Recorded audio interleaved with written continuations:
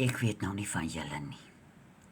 Maar hierdie boekies wat mens kry, nou die dag moet ek 'n nuwe keyboard koop want ek hou daarvan om op 'n tikkertjie noem ek dit sommer te werk as ek op my komputer werk. Nou is daar so 'n boekie by.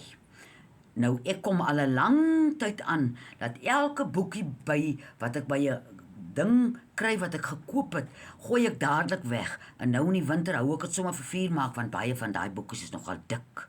Maar ek wil nou vandag vir julle 'n vraag vra.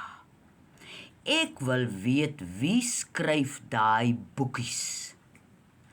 Ek verstaan nie die taal wat daarin staan nie. Ek meen, dit is 'n manier wat hulle met jou praat dat ek dink nou, wat sê jy nou eintlik vir my?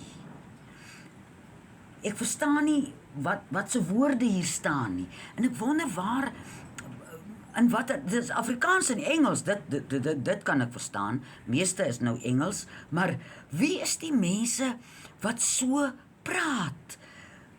Wie is die mense wat so instruksies gee? Want ek verstaan dit nie. En ek is nou 'n bietjie hardkoppig, so daar kom nou 'n bietjie hardkoppigheid ook by. Maar nou ek wil nou weet, as ek nou so 'n boekie kry, sê nou maar dis nou vir my tikkertjie. As ek nou so 'n boekie moet skryf, sal ek sê: hier staan hy nou voor jou. Sien jy hierdie knop heel links? Sien jy daai rooi knop? Druk hom eerste. Man, nou die aanwysings van hoe jy hierdie ding moet gebruik. Nou het ek al gewonder, kan dit nie beter wees as hulle miskien prentjies by dit vir ons teken nie? En toe het ek nou die dag weer ook 'n ding gekry waar daar prentjies by was en dit verstaan ek nou nog heel minder. Nou tikkel dit my. Wie is die mense wat in daai boekie skryf dat ons dit nie verstaan gaan kry nie? Kyk, taal is mos nou 'n stuk gereedskap wat jy, veral as dit nou 'n boekie is wat jy nou moet verstaan hoe jy nou die ding moet aan mekaar vassit en waar jy wat moet indruk.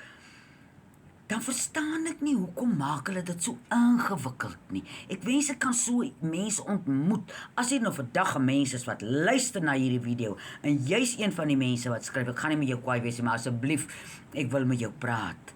Want ek wil weet, hoe sit hulle die sinkonstruksies aan mekaar? Dat jy as jy daai Engels lees, dan dink jy, ek kon nou net sowel nou maar Grieks gelees het hier, want ek verstaan nie wat die mens vir my sê nie. En ek is nie al een nie. Ek het 'n paar vriende wat ook boekies weggooi. En as hier nou 'n mens vir 'n werkswinkel aankom wat uit die wêreld uit aankom wat nou bietjie meer weet as ek, dan sal ek vir een sê, hoorie, wys my net hoe werk hierdie ding. Hier's 'n simpele ding soos 'n wat noem mense daai ding wat 'n mens so jou bullet. Nou koop ek vir my 'n bullet want ek wil nou lekker vrugtes daarin maak en my soppe daarin maak. Nou kry ek ook 'n boekie by. Nou lees ek dan en dink ek, die ding gaan in my hand ontplof. Ek verstaan niks.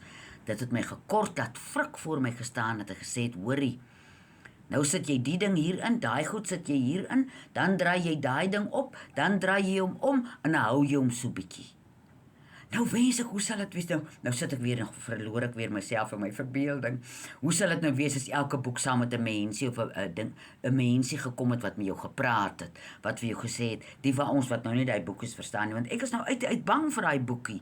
Mens wil nie 'n ding seermaak wat jy nie. As daar 'n soort poppie of 'n dingetjie kom wat met 'n stemmetjie met jou praat, wat hy staan stil, sit die ding hierin, haal asem, sit nou daai ding daarin, laat hom so staan, sit hom aan.